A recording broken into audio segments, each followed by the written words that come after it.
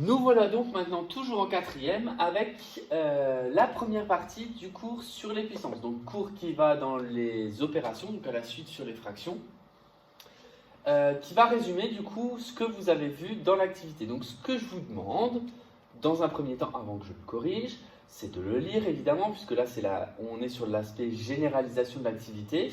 Donc on va relire ensemble la définition et les premières propriétés, et c'est d'essayer par vous-même de compléter les exemples. Donc normalement, tout a été vu dans l'activité pour que vous soyez capable de tout compléter ce qu'il manque. Une fois que vous aurez fait ça tout seul, vous allez avoir la correction puisque je vais vous le corriger maintenant. Donc la puissance d'un entier relatif. Donc on va considérer un nombre, alors souvent un nombre relatif, mais ça pourrait très bien être une fraction aussi, et un entier qui va être une puissance positive ou nulle.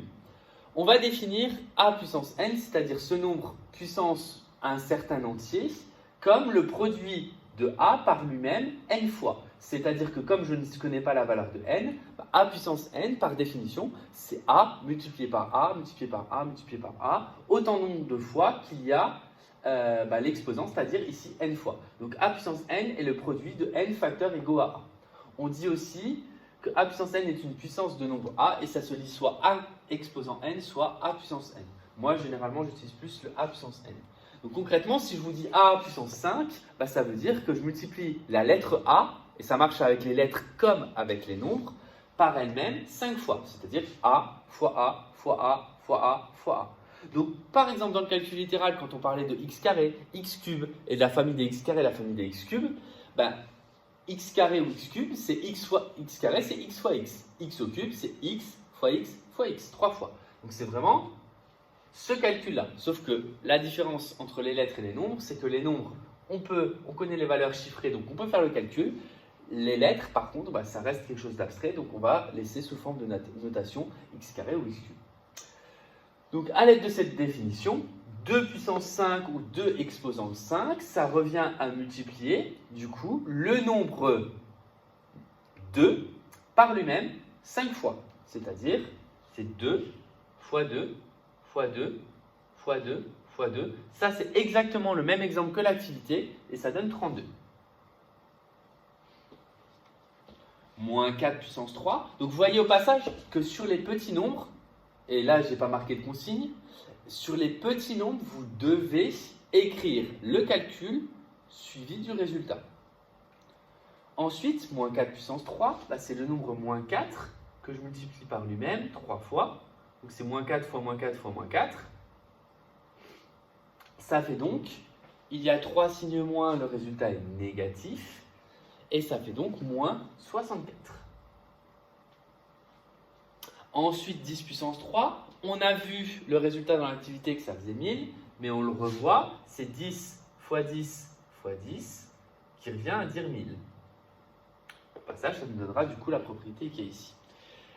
Cas particulier, c'est quand on a une puissance 1. On a vu dans l'activité, on a parlé de 6 puissance 1. Ça veut dire que le facteur 6 y est une fois. Donc quand de façon générale, on a une puissance 1, c'est comme si on n'avait rien du tout.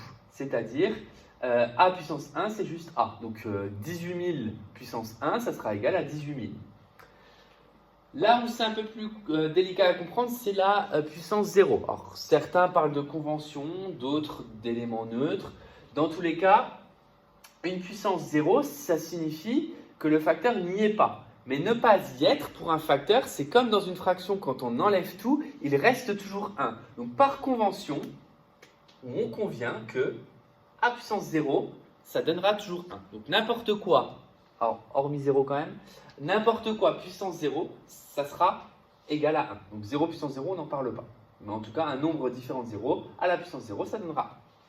Donc ça veut dire, par exemple, si je prends 2020, qui est une année particulière, puissance 0, ça fera 1812, puissance 0, ça fera.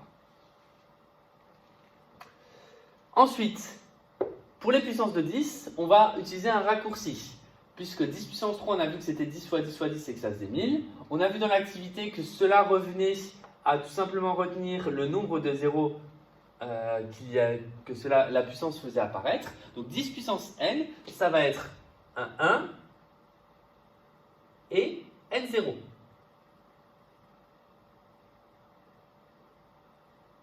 Ce qui signifie que si j'ai 10 puissance 1, bah, j'aurai un 1 et 0, donc bien 10. Si j'ai 10 puissance 0, bah, j'aurai pas de 0, j'aurai bien juste 1, comme on l'a vu ici. Et 10 puissance 3, bah, ça fera un 1 et 3 0. Donc là, comme je ne connais pas la valeur de la lettre n, bah, ça sera un 1 et plein de 0. Combien? Il y en aura n. Donc comment on écrit un milliard? Un milliard, en sixième, vous avez vu que c'était... Ça s'écrivait sous cette forme. N'oubliez pas d'espacer les zéros en paquet de 3. Et donc ça signifie qu'en termes de puissance de 10, bah, 1 milliard c'est 10 puissance 9, puisque c'est un 1 et 9 0. 10 puissance 6, lui, c'est le même exemple que dans l'activité, c'est un 1 et 6 0, c'est-à-dire qu'en français, ça se note 1 million.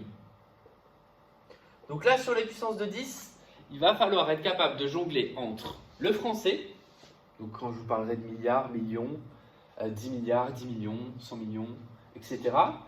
L'écriture en puissance et l'écriture du nombre, tout simplement, décimal.